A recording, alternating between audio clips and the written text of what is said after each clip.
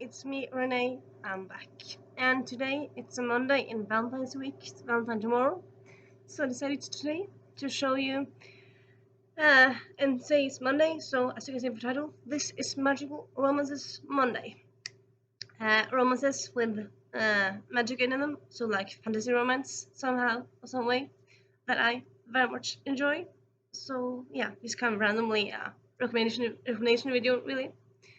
And I'm just going to be showing you the books. I suppose I might talk a bit about them, probably will a bit about them, but nothing more than that really. It's just kind of easy content video.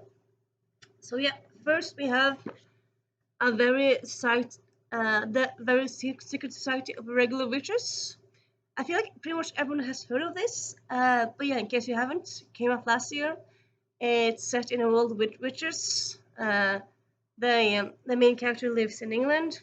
Well, it's kind of like in a way they talk about the whole world, but it's kind of mostly centered in England. And it's a found family trope. It's a grumpy sunshine romance, and yeah. And I would say also that I suppose this one is here slightly, slightly like, um, slightly in a cheeky way, because I wouldn't really say that this is a romance story. It has romance in it, yes, but I feel like it's much more like about like this found family trope than the romance part of it, though it is in there. So I suppose if you count like romance as like just like generally like finding your people, then the found family thing is very much in there. So yeah, but still, also the romance in it's amazing. So yeah. Then we have Prudence by Gail Carriger. This being the first one in this Custom Protocol series. It's universe. It's set in the 1800s England, but it's also like this. I suppose this universe, this book series takes place all over the world. They go traveling about, having adventures. There's a love story in this one. Like well, starts in this one and then it ends in the last one. Well, last one ends in the next one. But there's some love stories in between there as well. And yeah, very much enjoy it. Then we have Love You to Death and High Stakes, or in other words, the two first Mediator books I make of it. The love story in this one is between a mediator and a ghost.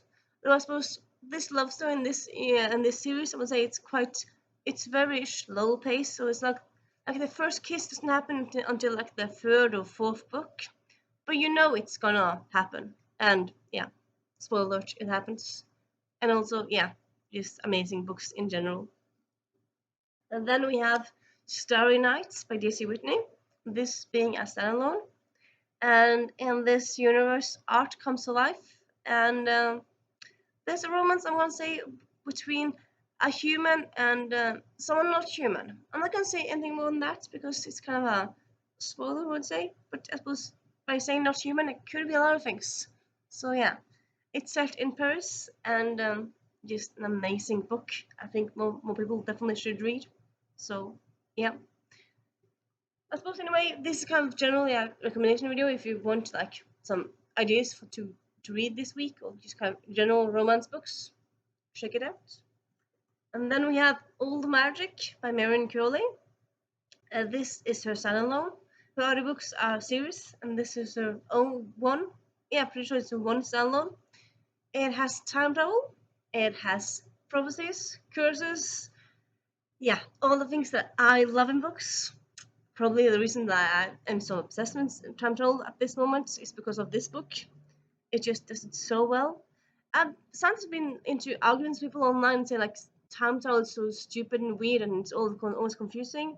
And then someone says like they feel like it should be confusing. I don't know.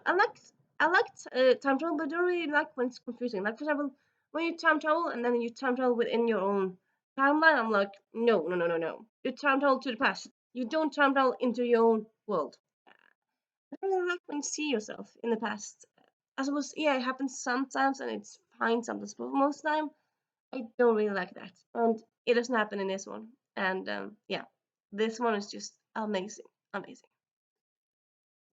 And then we have Half a Soul by Olivia Atwater. This book came out actually a few years ago, but yeah, it came out it came out in India a few years ago, and then it came out last year. Read it last year, and it's a Regency romance with fairy elements to it, and also part of the reason that I really enjoy it is because the main character, she has, as you can maybe guess from the title, she has half a soul, and that means that she can't really navigate the world in the same way. She doesn't really get emotions the same way. She doesn't really get the social cues the same way. So it kind of reads like she's on an autism spectrum, though they don't really use that word here. And yeah, me being having an LD and yeah, having lots of commonalities with uh, autism, I could relate so much to it. But also, it's just a lovely, lovely romance, and it kind of, I suppose, it kind of gives me hope that anyone can find romance. Like, yeah, like just moment. I feel like a bit paradoxical because I love romance stories. I've been reading lots of more of them these last few years. But like, do I have a romantic partner myself? No. Do I really, really want one? No. I feel like if I find one, I'll find one. If not, I'll just enjoy them in books. So why I love them so much books, like it feels like, I don't know. I suppose at the same time I really also enjoy fantasy books, but I don't really think I would want to go on a quest because all the dangers. So I suppose you can read about something that you don't really want yourself, I suppose. But just seems a bit interesting. And yeah. Let's go on to more books. And then we have the first book in the Guardians of Time series by Marion Curley. So this one, yeah, I would say it's mainly like time travel series, like about stopping a bad guy or bad guys. But there's also some love stories in there, and one of them having a hinted start in this one. But yeah, one of them being more like there present, and yeah, I'm not gonna say anything more than that. But yeah, amazing series. Check it out. And then we have two books that are kind of they're set in the same universe. I'm not talking about at the same time. It's a companion series. The Next Together, which is a reincarnation story. So yeah, impossible love, but they spoilers end up together at the end. And then The Last Beginning, which is more a time travel story. Like yeah, time travel, not reincarnation, but time travel. This is sapphic, and yeah, I would say like it gets a bit confusing with this one, like how it works according to this book. But I suppose you don't really have to read them together, and they are also lovely stories in and of themselves. So yeah. And then we have Dreaming Anastasia by Joy Pebble. This is a very good retelling of the Anastasia Romanoff story. It's actually the first in a trilogy. Usually retellings are like one, like a standalone. This is a retelling of it's a trilogy. Also, there's some temporal elements to it, so love that elements of it. And also, love interest is quite a cinnamon roll, which yeah, love it so much. And yeah, then we have Girl of Fire and Thorns by Ray Carson. This is a fantasy romance. I want to say, well, it's not purely romance, but there's romance in it.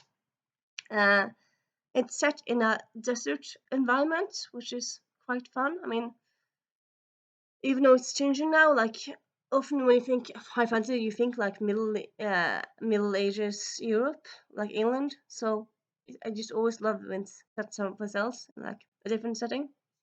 This is set in like a Latin American inspired setting, and that's just very cool. And yeah, just amazing book in general.